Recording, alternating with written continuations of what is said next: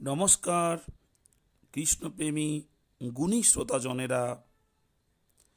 পুরাকালে রাজারা ছিলেন ঋষি, পরম বিজ্ঞ পণ্ডিত ও ভগবত ভক্ত।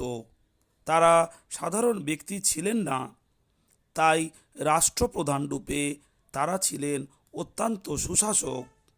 ভগবত ভক্তির মাধ্যমে পরম সিদ্ধি লাভের উদাহরণ বৈদিক সভ্যতার বহু রাজাদের মধ্যে দেখা যায়। যেমন ধ্রুব মহারাজ ভগবত অন্বেষণে বনে গমন করেছিলেন। কৃচ্ছ সাধন ও কঠোর তপস্যার মাধ্যমে 6 মাসের মধ্যেই তিনি ভগবত দর্শন প্রাপ্ত হন। সুকমল দেহ, মাত্র 5 বছরের রাজপুত্র হওয়া সত্ত্বেও তিনি সিদ্ধিলাভ করেন, কেননা তিনি তার গুরুদেব নারদ মুনির আদেশ পালন করেছিলেন। বনে প্রবেশের প্রথম মাস ধ্রুব মহারাজ প্রতি 3 দিন অন্তর একবার কিছু সবজি ও ফল আহার করতেন এবং প্রতি 6 দিন পর একটু জল পান করতেন।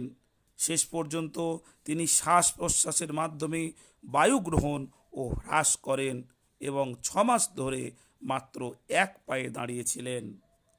এইভাবে অর্ধেক বছর কঠোর তপস্যা করলে ভগবান তার কাছে আত্মপ্রকাশ করে তাকে দর্শন দান করেন।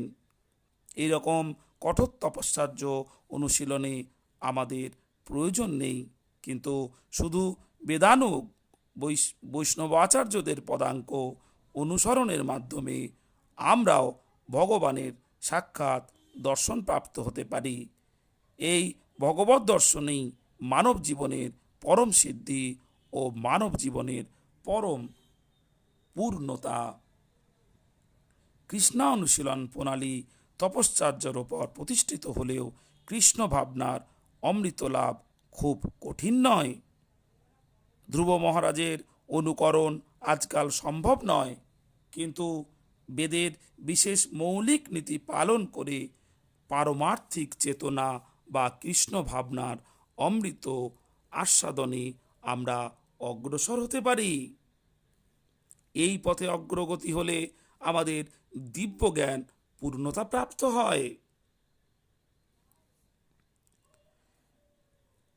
হে গুণী শ্রোতাজন, কৃষ্ণ ভাবনার অমৃত পান করুন।